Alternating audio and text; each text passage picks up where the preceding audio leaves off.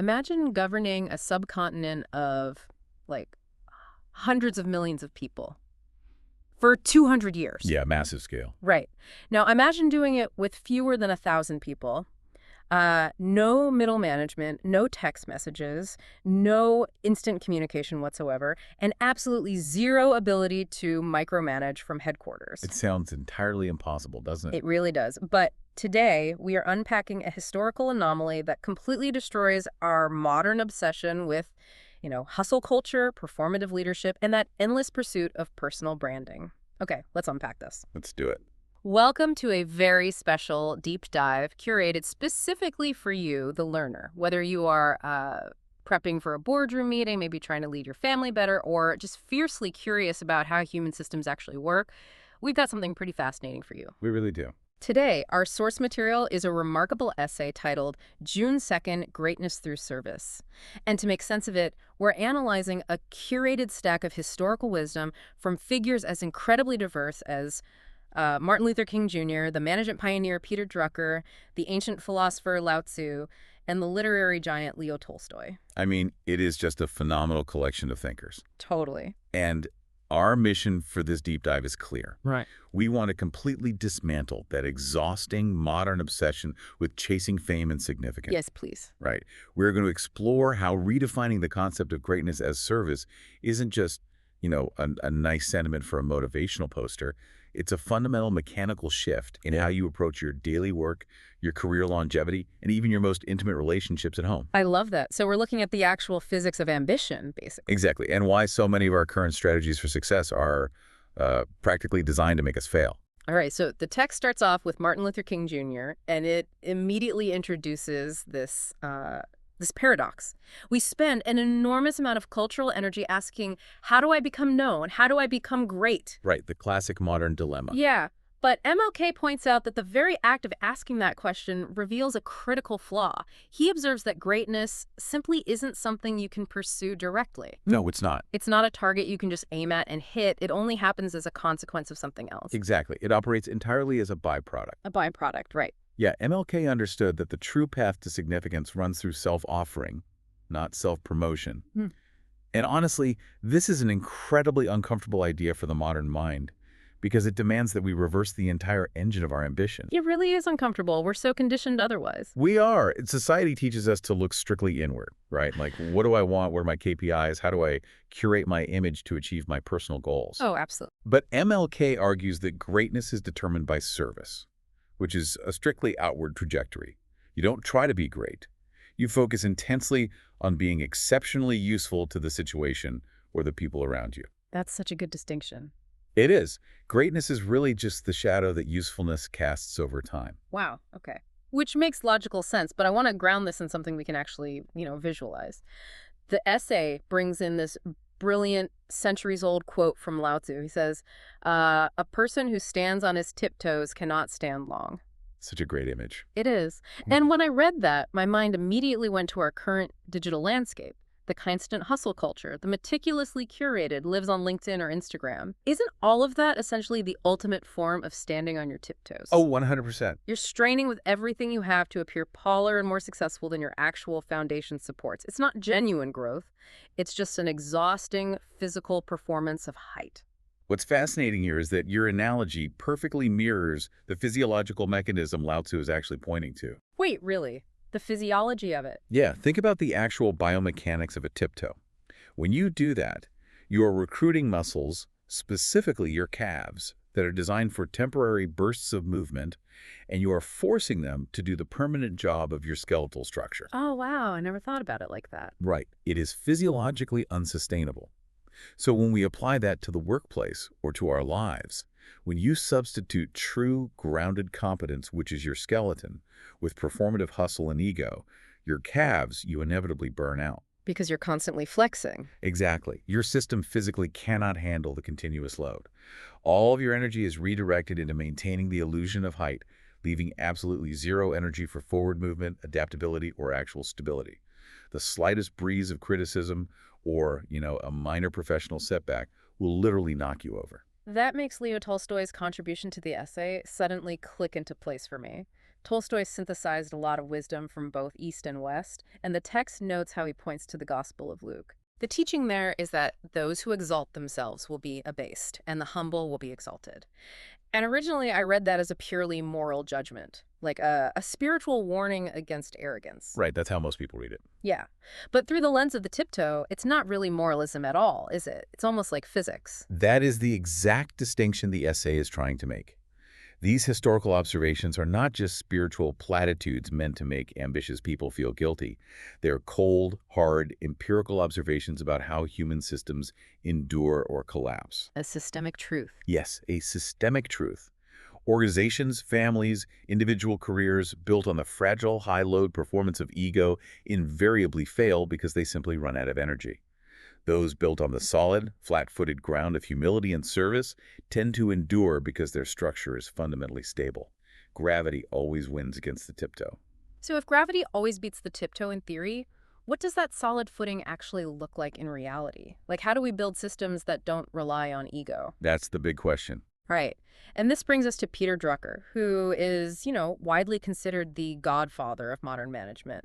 He offers the historical case study we mentioned at the very beginning, the British civil administration in India. A fascinating example. Yeah, and regardless of the broader historical politics, strictly from an organizational and information flow perspective, Drucker was fascinated by their mechanics.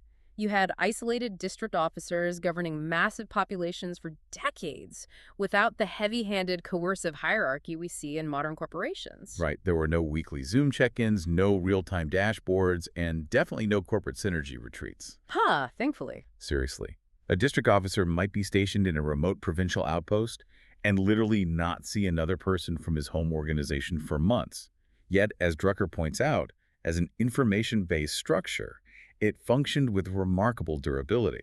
And according to the source text, they achieved this not through iron-fisted rule, but through structured reflection. The entire system hinged on a mandatory monthly written report.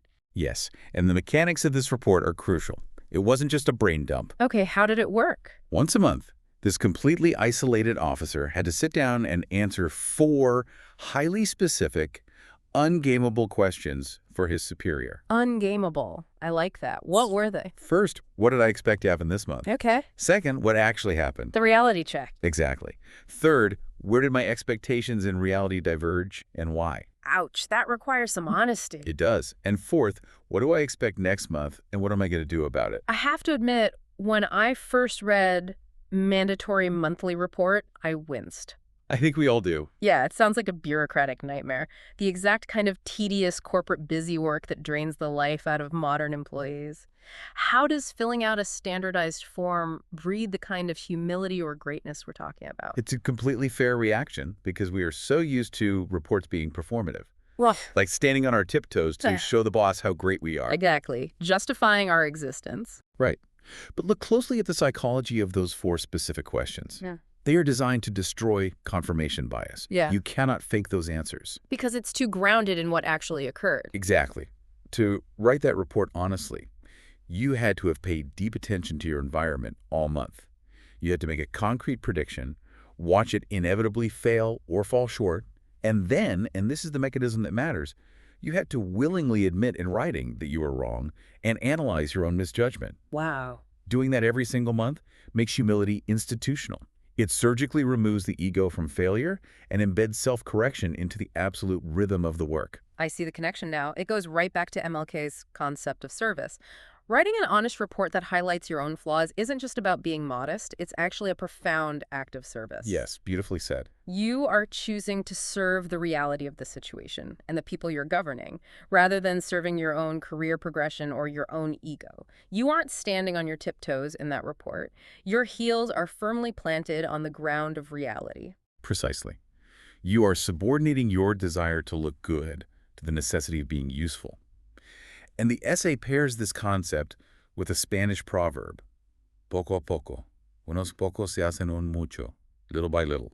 A little becomes a lot. I love that. They maintain order, not through massive, brilliant strokes of individual genius that demanded applause, but through one honest, self-correcting, boring report at a time, year after year. There's another anonymous proverb right next to it in the text. You know a workman by the chips they leave? Yes. The monthly report was their pile of chips.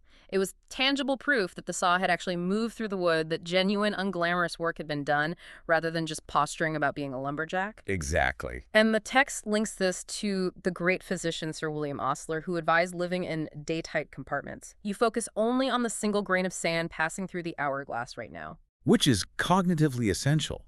I mean, think about the sheer cognitive load on an isolated district officer. If he sat around contemplating the millions of people, the vast territory, and his own historical significance, he would freeze. No, yeah. Totally overwhelmed. Right.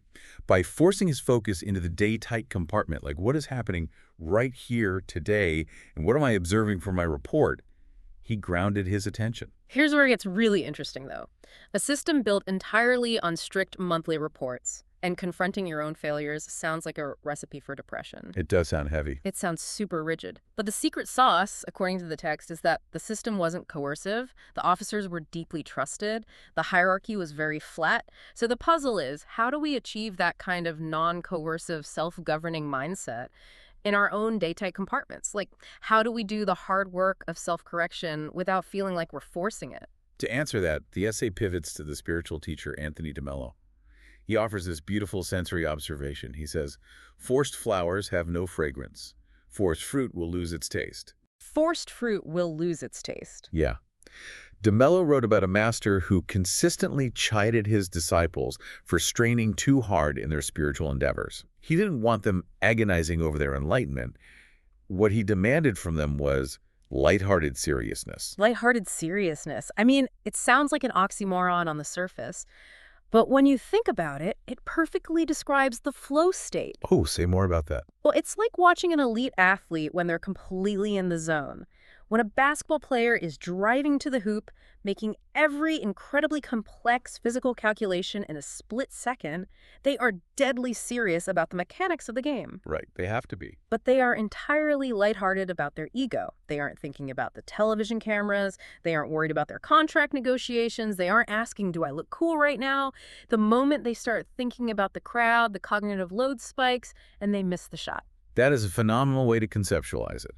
When the athlete starts performing for the audience, they lose the fragrance of the game. They are back on their tiptoes. By being serious about the task, but lighthearted about themselves, they free up all their working memory to simply execute.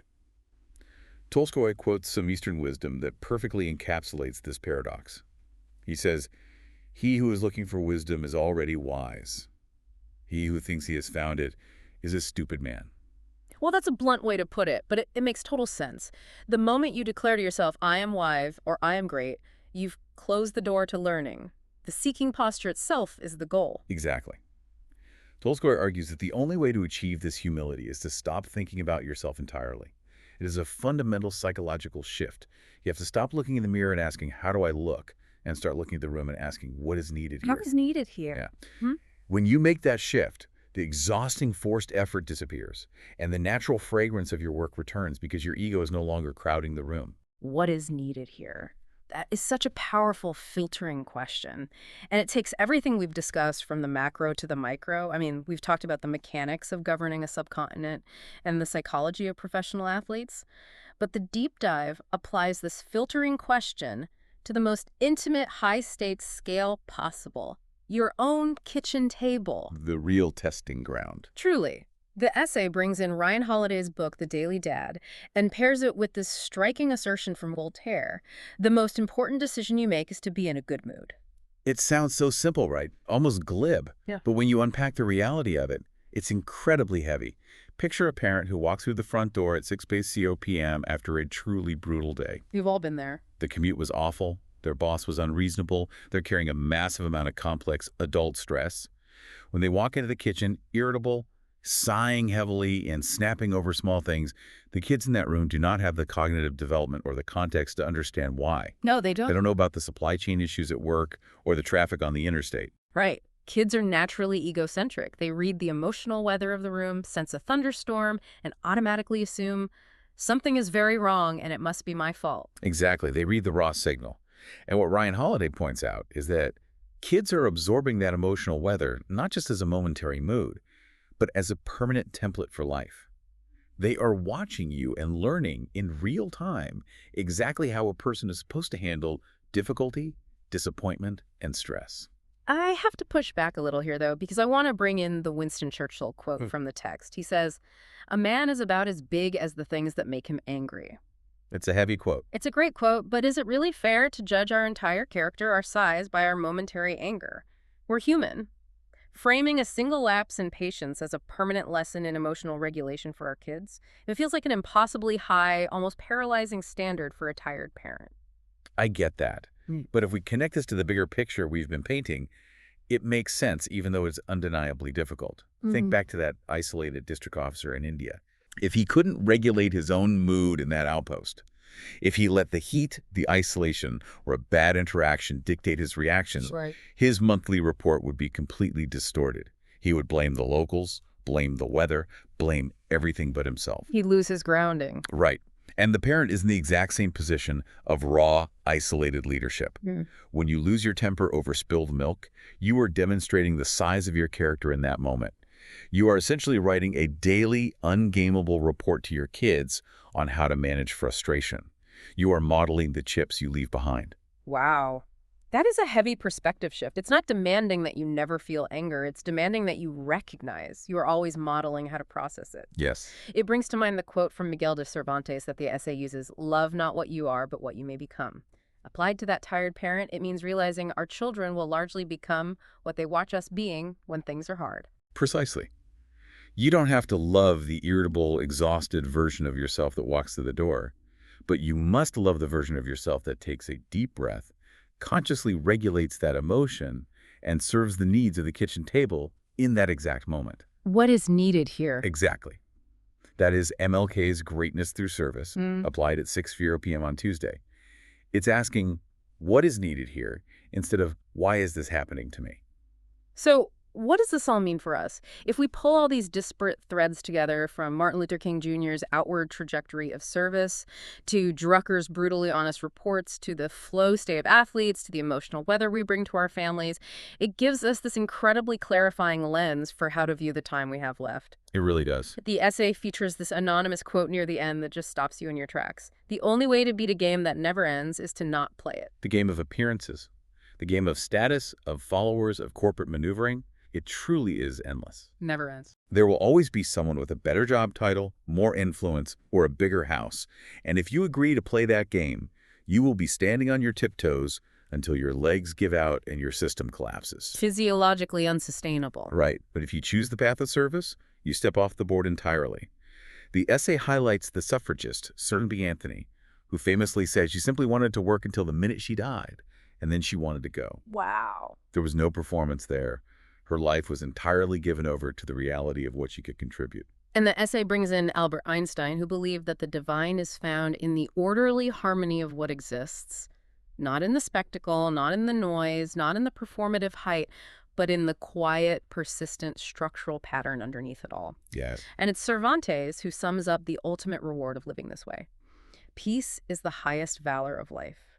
Not the superficial peace of avoiding hard things, but the deep structural peace of a genuine effort faithfully offered. It is the profound peace of knowing you didn't fake the report.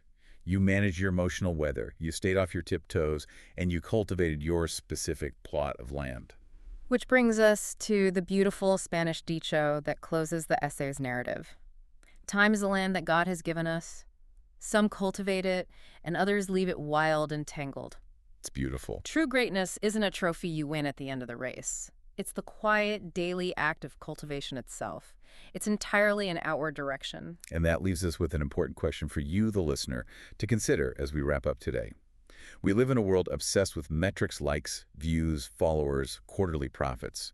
But those are often just modern versions of standing on our tiptoes, right? Yeah. They are highly gameable metrics of appearance. Absolutely. So think about your own life, your specific career, or your family right now. If you were stripped of all those digital or corporate metrics, what would be the true, absolutely ungamble metric of your service? What is the one daily action that proves you are actually cultivating the land rather than just shouting about it?